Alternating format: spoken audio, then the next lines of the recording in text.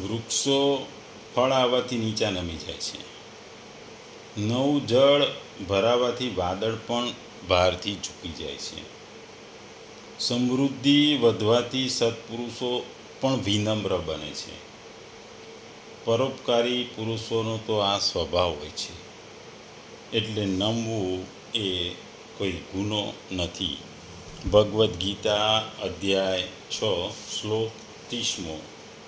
યો મામ પશ્યતિ સર્વત્ર સર્વં ચ મયી પશ્યતિ તસ્યામ ન પ્રણશ્યામિ સ ચ મે ન પ્રણશ્યતિ. ગુજરાતીમાં આ શ્લોકને જો કહીએ તો, જે મનુષ્ય મને સર્વત્ર જુએ છે અને બધું જ મારામાં જુએ છે, તેના માટે હું કદાપી દૂર થતો નથી ને તે પણ મારા માટે કદી દૂર થતો નથી. બીજા શબ્દોમાં જો ગુજરાતીમાં આ શ્લોકને કહીએ તો, જે માણસ સઘળા ભૂતોમાં સૌના આત્મારૂપ મુજ વાસુદેવને જ વાપેલ જુએ છે અને સઘળા ભૂતોને મુજ વાસુદેવની અંતર્ગત જુએ છે, એના માટે હું અદૃશ્ય નથી હોતો કે મારા માટે અદૃશ્ય નથી હોતો. ટૂંકમાં આ શ્લોકમાં બે વસ્તુ કહેવામાં આવી છે. જે મનુષ્ય જુએ છે સર્વત્ર એ જ, અને બધું મારામાં જુએ છે, અને બીજું દૂર થતા નથી. આપણે સામાન્ય રીતે કે હિન્દુ ધર્મ સનાતનમાં કહેવાય છે કે કણ કણમાં ભગવાન વસેલો છે, અત્ર તત્ર સર્વત્ર ભગવાન છે. એટલા માટે તો હિન્દુ ધર્મ અને સનાતન ધર્મમાં દરેક વસ્તુનું મહત્ત્વ છે ને દરેક વસ્તુની પૂજા પણ કરવામાં આવે છે. કોઈને નીચો ઊંચો ગણવામાં આવતો નથી ને દરેકની પૂજા થતી હોય છે. આગલા શ્લોકોમાં જે ભગવાને સાંખ્યયોગની સાધના કરનાર યોગીનું અને તેની બધે સમદર્શન રૂપ અંતિમ સ્થિતિનું વર્ણન કર્યું હતું. એટલે આ શ્લોકમાં હવે ભક્તિ યોગનું સાધન કરનાર યોગીની અંતિમ સ્થિતિનું અને તેના દ્વારા થતા સર્વત્ર ભગવત દર્શનનું વર્ણન કરવામાં આવ્યું છે. ભગવાને આ જ્યારે ગીતા કીધી ત્યારે ગીતા કહેતા ભગવાને એમના વિરાટ દર્શન અર્જુનને કરાવ્યા હતા, અને અર્જુને એમાં બધું જ જોયું હતું. દુનિયાની તમામ વસ્તુઓ એમનામાં જોવી હતી. એ વિરાટ દર્શન આગળ રાજા ધૃતરાષ્ટ્રની સભામાં પણ ભગવાને આપ્યા હતા, પણ એના માટે આંખો એવી દ્રષ્ટ જોઈએ, બહુ ઓછા લોકો ત્યાં બેઠેલા જોઈ શક્યા હતા, બાકી બધા અંજાઈ ગયા હતા. ટૂંકમાં ભગવાન આ શ્લોકમાં ભગવાન આત્માની એકતા અથવા ઐક્ય દ્રષ્ટિની અસર વર્ણવે છે. સર્વનો આત્મા એવા મને કે જે બધા પ્રાણીઓમાં જુએ છે, ઘાસના તણખલા સુધીનું સર્વ બ્રહ્મ મારામાં જુએ છે. તેનાથી નથી હું છૂટો પડતો કે તે મારાથી છૂટો પડતો. હું તથા યોગી અથવા આત્માની એકતાનો દ્રષ્ટા એકરૂપ અથવા એક જ બની જઈએ છીએ, ને હું કદી પણ નથી તેનું સાનિધ્ય છોડતો કે નથી તે મારું સાનિધ્ય છોડતો. હું કદાપી નથી તેનો હાથ મૂકતો અને નથી તે મારો હાથ મૂકતો. હું તેમાં વસું છું ને તે મારામાં વસે છે. આ શ્લોકમાં ભગવાને ધ્યાન યોગની જ્યારે યોગીની પરાકાષ્ઠાએ પહોંચે છે, સક્સેસ તરફ જાય છે, અંતિમ તબક્કામાં પહોંચે છે, ત્યારે શું થાય છે, યોગીને શું અનુભવ થાય છે? કારણ કે એ ધ્યાન યોગમાં યોગી ભગવાનને સર્વત્ર જુએ છે અને બધામાં એ બધું જ ભગવાનમાં પણ જુએ છે. બધે ભગવાન દેખાય છે, બરાબર, અને ભગવાનમાં પણ આ દુનિયાની બધી વસ્તુ દેખાય છે. અને બીજું ભગવાન કહે છે કે તે કદાપી ભક્તથી યોગીથી દૂર થતો નથી અને યોગી પણ ભગવાનથી દૂર જતો નથી. આ શ્લોકનું મુખ્ય કહેવાનું કારણ જ એક છે. આ વાતમાં એક વ્રજની વાત યાદ આવે છે. એક દિવસ યમુનાજીના તીરે ભગવાન કૃષ્ણ પોતાના ભાઈબંધો સાથે ભોજન કરતાં કરતાં બાળ ક્રીડા કરવા લાગ્યા. કમરપટમાં વાંસળી ખોસી, ડાબા પગલામાં સિંગ બાજુ અને નેતરની સોટી દબાવી આંગળીઓની વચ્ચે લીંબુના અથાણાની ચીરો દબાવી હાથમાં ભાત અને માખણનો કોળો ભર્યો અને બધામાં વચ્ચોવચ્ચ ઉભારી તથા વિનોદની વાતો કરી એ હસવા લાગ્યા. બધા સખાઓને પણ હસાવા લાગ્યા. ગોપ બાળકો બધા જ આ પ્રેમ ભોજનમાં મગ્ન થઈ ગયા. આ બાજુ વાછરડા દૂર નીકળી ગયા ત્યારે ભગવાન એવી સ્થિતિમાં અર્થાત હાથમાં ભાત અને માખણનો ખોળ્યો છે અને આંગળીઓ વચ્ચે લીંબુ ચી છે એ દશામાં પોતાના વાછરડાને શોધવા માટે દોડ્યા. બ્રહ્માજી આ દ્રશ્ય જોઈ મુગ્ધ થઈ ગયા. તેમણે વાછરડા અને બાળકોનું હરણ કર્યું. આ બ્રહ્માજીનું કામ છે એ જાણી લઈને ગોપાળ બાળકોને વાછરડાઓની માતાઓ સંતુષ્ટ રાખવા માટે અને બ્રહ્માજીને બહેલવાવા માટે ભગવાને પોતે આબેહૂબ વાછરડા અને બાળકોનું રૂપ ધારણ કર્યું કે જે બાળકને વાછરડાનું રૂપ હતું તેના જેવું શરીર, જેમ કે શરીર, હાથ, પગ, તેવી લાકડી, તેવા શિંગડા, વાંસળી, છીકા, કપડાં વગેરે પણ એમણે ધારણ કર્યા. તેમજ તેઓ સ્વભાવ, ગુણ, આકાર, અવસ્થા અને નામ વગેરે ગ્રહણ કર્યા. તેમજ જેનો જેવો આહાર વિહાર એ બધું જ આબેહૂબ એમણે ધારણ કરી લીધું. એ વાત સાર્થક કરી કે બધું જગત હરિમય છે. શ્રી બળદેવજી તો પહેલાં ખ્યાલ ના આવે કે આ શું થયું છે. પછી એમણે જોયું કે ગોપ બાળોની માતાઓ અગાઉ કરતાં પણ પોતાના બચ્ચાઓને વધુ પ્રેમ કરે છે અને જે વાછરડાનું દૂધ પીવાનું બંધ કર્યું છે તેવા વાછરડાને પણ ગાયો વધારે પ્રેમ કરે છે. ત્યારે તેમને શંકા અને સંદેહ થયો. તેઓએ ફરીથી નજર માંડીને ઓળખવાનો પ્રયાસ કર્યો. ત્યારે તેઓએ જોયું કે બધા જ વાછરડા તેઓનું રક્ષણ કરનાર ગોપાળ બાળકો છે અને તેઓની બધી સામગ્રીઓમાં ભગવાન કૃષ્ણ પ્રત્યક્ષ વિદ્યમાન છે અને તેઓ આ જોઈને ચકિત થઈ ગયા. તો પછી તો મોહભંગ થતાં બ્રહ્માજી પણ બધામાં ભગવાન કૃષ્ણના દર્શન થયા.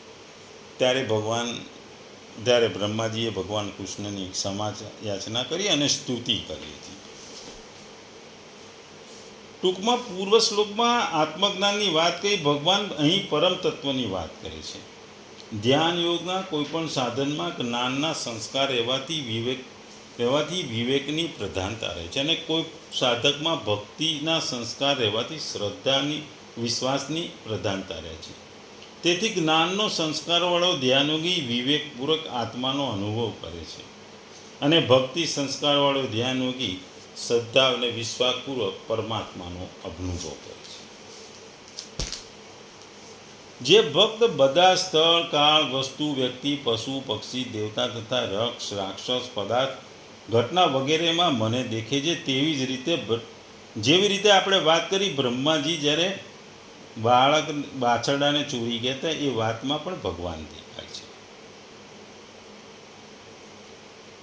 ટૂંકમાં ભગવાન કહે છે કે જે ભક્ત સ્થળ, કાળ, વસ્તુ, વ્યક્તિ, ઘટના, પરિસ્થિતિ વગેરેને મારા અંતર્ગત જુએ છે તેવી જ રીતે ગીતાનો ઉપદેશ વખતે અર્જુન દ્વારા પ્રાર્થના કરતા ભગવાને પોતાનું વિશ્વ સ્વરૂપ દેખાડ્યું હતું અને કીધું હતું ચરાચર સમગ્ર સંસારને મારો એક અંશમાં રહેલો છે. તો અર્જુન પણ કહે છે કે હું પણ આપના શરીરમાં સઘળા પ્રાણીઓ જોઈ રહ્યો છું. સંજયે પણ કહ્યું કે અર્જુને ભગવાનના શરીરમાં સકળ સંસાર દેખ્યો. તાત્પર્ય એ છે કે અર્જુને ભગવાનના શરીરમાં સર્વ કંઈ ભગવત સ્વરૂપ જ દેખાયું. એ રીતે ભક્તના દેખવા, સાંભળવા અને સમજવામાં જે પણ આવે છે તેને ભગવાનમાં જ દેખે છે અને ભક્ત સ્વરૂપમાં જ ભગત્વ સ્વરૂપમાં જ દેખે છે. ભક્ત જ્યારે બધી જગ્યાએ મને જ દેખે છે તો હું એનાથી કેવી રીતે છુપાવું, સંતાવું, ભાગી જવું? એટલા માટે તો હું તે ભક્ત માટે અદૃશ્ય નથી રહેતો, અર્થાત નિરંતર તેની સાથે રહું છું. જ્યારે ભક્ત ભગવાનને બધી જગ્યાએ દેખે છે તો ભગવાન પણ ભક્તને બધી જગ્યાએ દેખે છે. કારણ કે ભગવાનનો નિયમ છે કે જેઓ જે રીતે મારું શરણ લે છે હું પણ એ જ રીતે તેમને આશ્રય આપું છું. મૂળ વસ્તુ એ છે કે ભક્તો ભગવાનની સાથે હળીમળી જાય છે અને ભગવાનની સાથે તેમની આત્મીયતા અને એકતા થઈ જાય છે. આથી ભગવાન પોતાના સ્વરૂપમાં તેમની બધી જગ્યાએ દેખે છે. આ દ્રષ્ટિએ ભક્ત પણ ભગવાન માટે કદી અદૃશ્ય નથી. અહીં આપણને શંકા થાય કે ભગવાન માટે તો કોઈ પણ અદૃશ્ય નથી, પછી કેવળ ભક્તને માટે તે મારા માટે અદૃશ્ય નથી તો એવું કેમ કહી રહ્યા છે? એની વાતમાં એ છે કે જો કે ભગવાન માટે કોઈ પણ અદૃશ્ય નથી, તો પણ જે ભગવાનને બધી જગ્યાએ દેખે છે તેના ભાવને કારણે ભગવાન પણ તેને બધી જગ્યાએ દેખે છે. પરંતુ જે ભગવાનથી વિમુખ થઈ સંસારમાં ગળા ડૂબ રહે છે, આસક્ત થઈ જાય છે, તેને માટે ભગવાન અદૃશ્ય રહે છે. આથી તે ભાવને કારણે તે પણ ભગવાન માટે અદૃશ્ય રહે છે. જેટલા અંશમાં તેઓ ભગવાન પ્રત્યે ભાવ નથી, તેટલા જ અંશમાં તે ભગવાન માટે અદૃશ્ય રહે છે. એવી જ રીતે એ જ વાતને ભગવાને 9મા અધ્યાયમાં આગળ પણ કહી છે કે હું સર્વ પ્રાણીઓમાં સમાન છું, ન તો કોઈ મારો દ્વેષી છે, ન કોઈ મારો પ્રિય છે, પરંતુ જેઓ ભક્તિપૂર્વક મારું ભજન કરે છે તે મારામાં છે અને હું એનામાં છું. આ વાત આગળના 9મા અધ્યાયમાં પણ ભગવાન કહે છે. આપણે જોઈએ છે કે જેમ બધી જગ્યાએ બરફ પડેલો હોય તો કોઈ બરફને છુપાયેલો કઈ રીતે રહી શકે? બરફની પાછળ પણ બરફ મૂકવાથી બરફ જ દેખાશે. એટલે ભગવાન એ જ કહે છે કે એ પ્રમાણે જ્યારે બધા સ્વરૂપોમાં રૂપોમાં એક ભગવાન છે તો પછી એ કઈ રીતે સંતાય? ક્યાં છુપાય? કોની સાથે છુપાય? કોની પાછળ છુપાય? કારણ કે એક પરમાત્મા સિવાય બીજી સત્તા છે જ નહીં. પરમાત્મામાં શરીર અને શરીરી, સત અને અસત, જળ અને ચેતન, ઈશ્વર અને જગત, સગુણ અને નિર્ગુણ, સાકાર અને નિરાકાર વચ્ચે કોઈ વિભાગ જ છે નહીં. તે એકમાં જ અનેક વિભાગ છે અને અનેક વિભાગોમાં એક જ છે. તે વિવેક વિચારનો વિષય નથી, બલકે શ્રદ્ધા વિશ્વાસનો વિષય છે. તેથી સર્વકાય પરમાત્મા છે અને સાધક શ્રદ્ધા વિનયપૂર્વક માની લે, સ્વીકારી લે. દ્રઢતાપૂર્વક માનવાથી પછી એનો આ અનુભવ થઈ જાય છે. સાધક પહેલાં પરમાત્માને દૂર જુએ છે, પછી નજીક જુએ છે, પછી પોતાની અંદર જુએ છે અને પછી ફક્ત પરમાત્માને જ જુએ છે. કર્મયોગી પરમાત્માને નજીકથી જુએ છે, જ્ઞાનયોગી પરમાત્માને પોતાની અંદર જુએ અને ભક્ત યોગી પરમાત્માને દરેક જગ્યાએ એટલે કે સર્વત્ર જુએ છે. ટૂંકમાં આ શ્લોકમાં ભગવાન કણ કણમાં વસે છે. ભગવાન અત્ર તત્ર સર્વત્ર છે એનું ભગવાન આપણને જણાવે છે.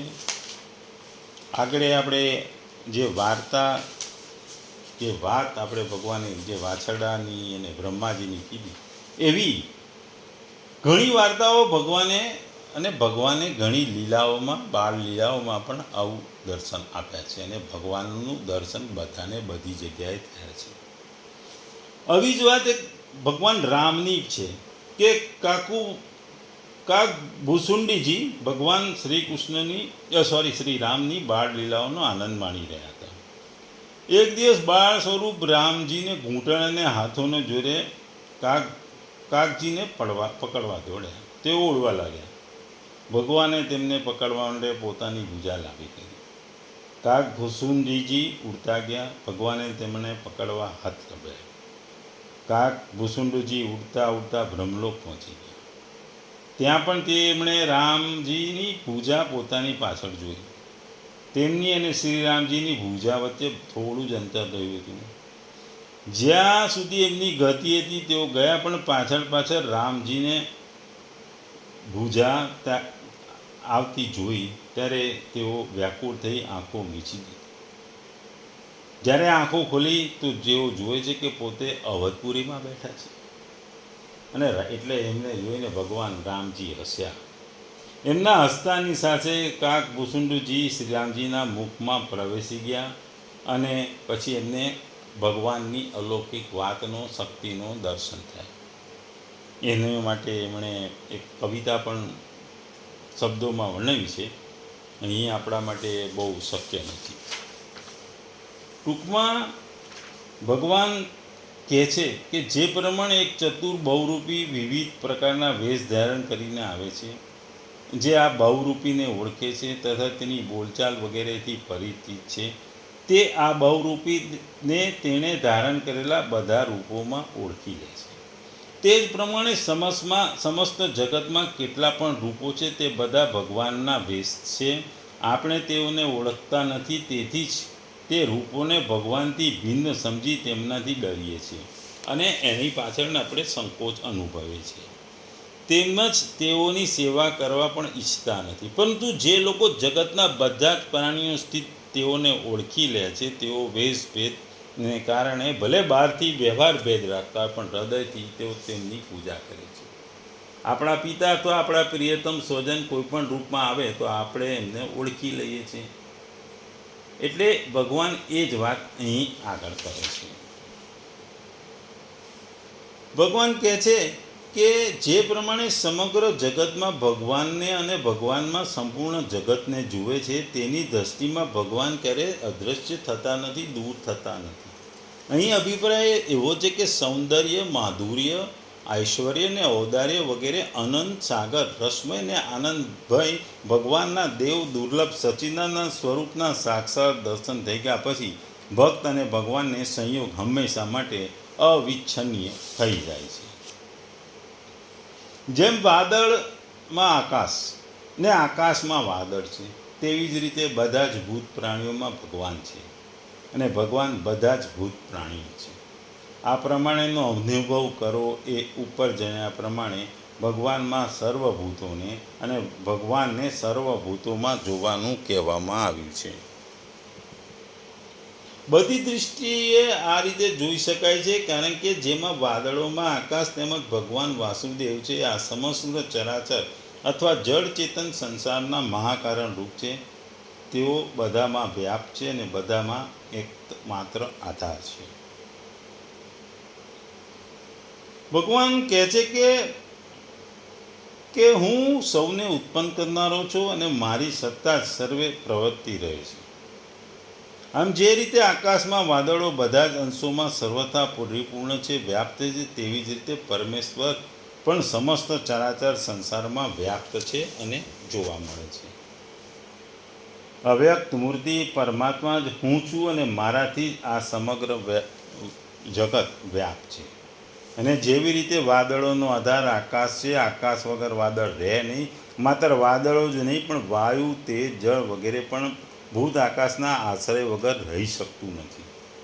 તેવી જ રીતે આ સમસ્ત ચરાચર વિશ્વના એકમાત્ર પરમ આધાર પરમેશ્વર જ છે. ટૂંકમાં આ શ્લોક દ્વારા ભગવાન આપણને કહે છે કે જે ભક્ત સગળા ભૂતોમાં મને જુએ છે અને મારામાં સગળા ભૂતોને જીવે છે, એના માટે હું અદૃશ્ય થતો નથી અને તે મારા માટે અદૃશ્ય નથી. સુદામા આમ તો ભગવાનના મિત્ર હતા અને ભગવાનના ભગત પણ હતા. આપણે જોયું છે કે સુદામાની મિત્રતા માટે ભગવાન ખુદ એમના પગ ધુએ છે.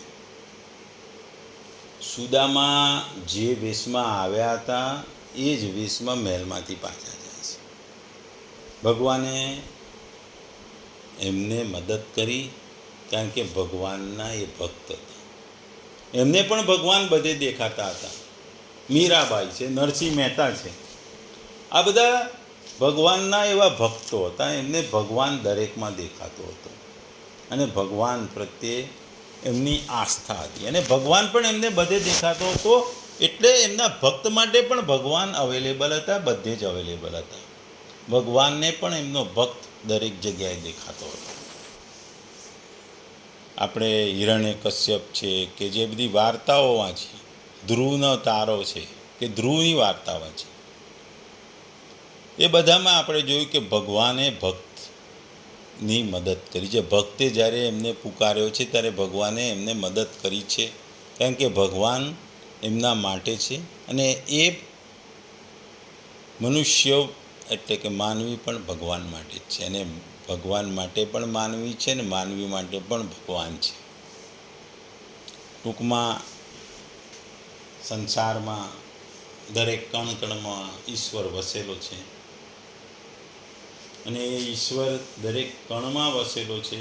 એની આપણે જો જોઈ શકીએ, આપણને દરેક કણમાં જો ભગવાન દેખાય તો એ સમજવું કે આપણે ધ્યાન યોગમાં યોગી થઈ ચૂક્યા છે. આપણને દરેક જગ્યાએ ભગવાન જાય છે, દરેકમાં, અને પોતાનામાં પણ ભગવાન દેખાય છે અને બીજું કે ભગવાનમાં પણ બધું દેખાય છે. દરેક વસ્તુમાં તો ભગવાન દેખાય છે, પણ ભગવાનમાં પણ દરેક વસ્તુ દેખાય છે.